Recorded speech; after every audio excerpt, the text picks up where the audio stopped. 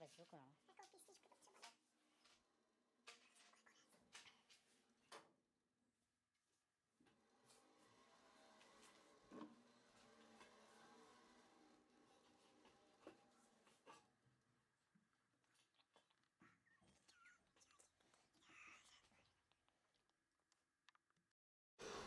Já vás vítám na našem kanále a dneska se vrhneme na digitální připojení našich rozpojovačů, který chci použít na náš dekodér, který máme pro přestavníky.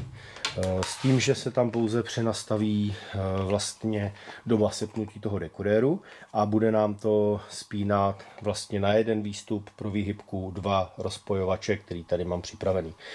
První výhybku máme nastavenou na adrese 13, která se nám tady přehazuje od peka, a rozpojovače jako takový si dám na adresu 14.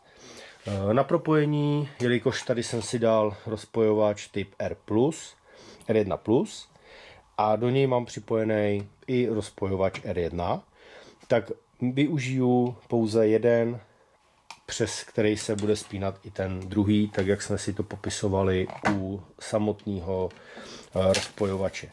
Na propojení použiju tadyhletu trojlinku, kterou můžete u nás najít, nebo můžete dát samozřejmě jakýkoliv libovolný jiný drátek. Ta trojlinka je dobrá v tom, že si tady tak trošku označíme, takže žlutý bude střed, tím pádem žlutý bude střed tady a pak už je to de facto na nás, který ten výstup si zvolíme. Doporučuji samozřejmě u laněných drátků, jak to bývá zvykem, tak se nám to všude nějakým způsobem mrcasí. Do těch konektorů se to potom blbě vkládá, jako když je to pod tím kolejštěm, takže doporučuji vzít pájku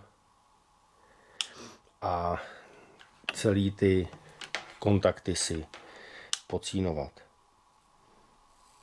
De facto je to otázka, když to vezmeme, vteřinky, a myslím si, že nám to zase potom ulehčí nervy pod kolejštěm. Tak, teďko samozřejmě si naměřím délku, takže vím, že půjdu procházet sem do těch prostorů.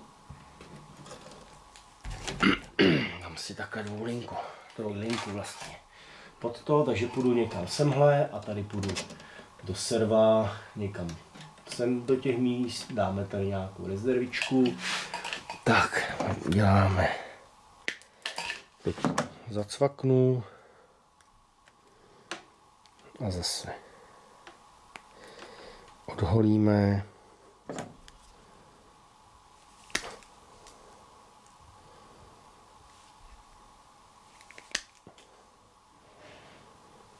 A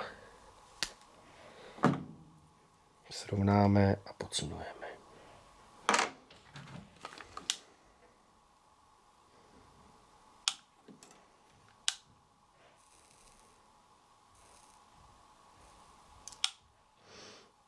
Máme hotovo.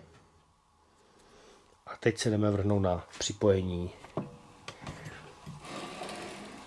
do rozpojovače. Tak, rozpojovač vidíme tam, kde jsme ho minule zapojili. Takhle si na něj zabereme záběr. Drátek vemu tak, jak ho mám připravený, a připojíme si. Důležitý je zachování středu, ten je daný. A je to společný vodič pro oba rozpojovače.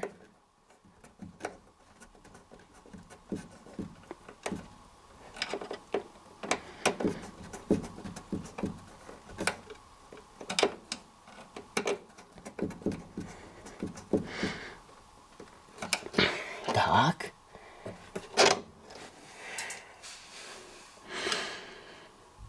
Tady máme připojený ten druhý rozpojovač, jak jsme si ukazovali na předchozím videu. Vezmu trojlinku, protáhnu ji přes držák vodičů, tak, aby mi samozřejmě nikde nepřekážela, a protáhnu si ji tady otvorem v rámu k dekodéru, který mám nejblíž, a vím o tom dekodéru, že tam mám volný výstup. Tak, přejdeme vedle.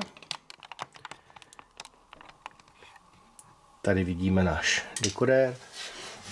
Já jsem se rozhodl, abych jel postupně. V dekodéru mám osazenou pouze jednu výhybku, zbytek je volný. To znamená, že vezmu vodiče a připojím se hned na další výstup. Tady mám 13, tady použiju 14. Povolím a připojím 3vodičový systém, 3vodičový systém. Prostřední vodič jsme si řekli, že bude vodič středový. Tak, teď bych to neměl hlavu. To znamená, že si ho dáme jednoduše na prostředek.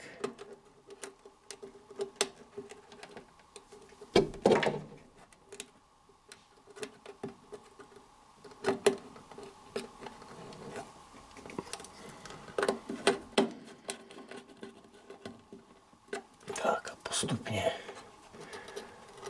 je tam všechny napojíme. No tohle je dobrý mít právě odsínovaný jednotlivý drátky, aby se nám netřepily.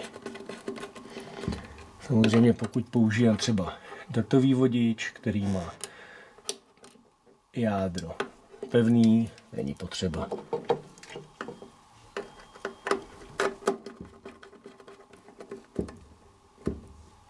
Tak, koukneme. Vypadá to dobře.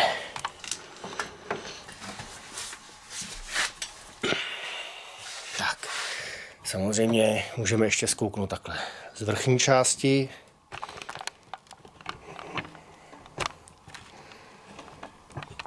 Jestli jsme se trefili a máme to všechno v pořádku.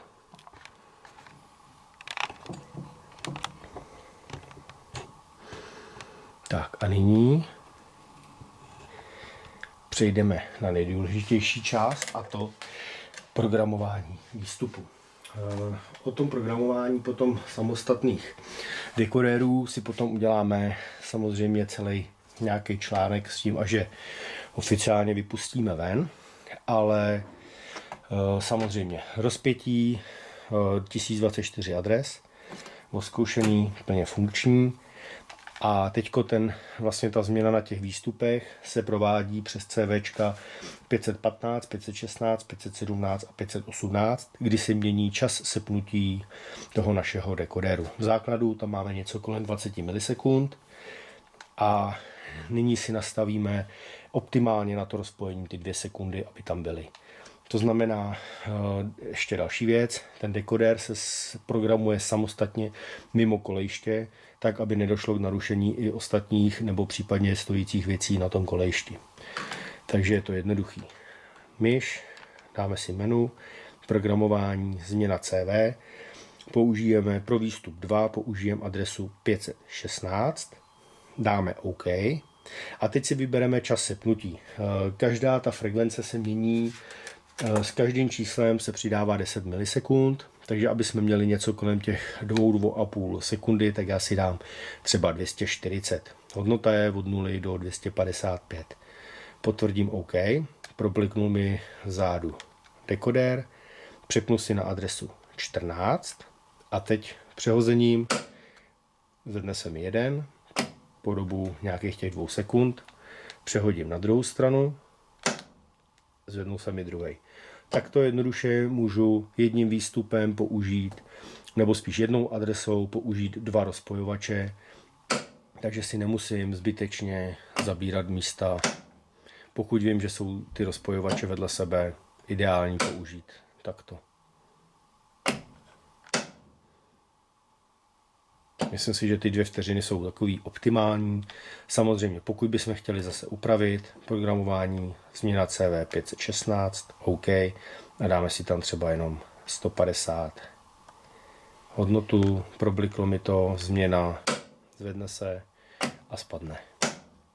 Zvedne se a spadne. Jo, je to jenom na tom využít ten čas, zjistit si to, najedu, zmačknu, bohatě mi to stačí, takže nic neřeším a nastavím si ten čas nižší, vyšší. Je to jenom na nás. Takže to bylo takhle v krátkosti a zase příště se uslyšíme u něčeho dalšího.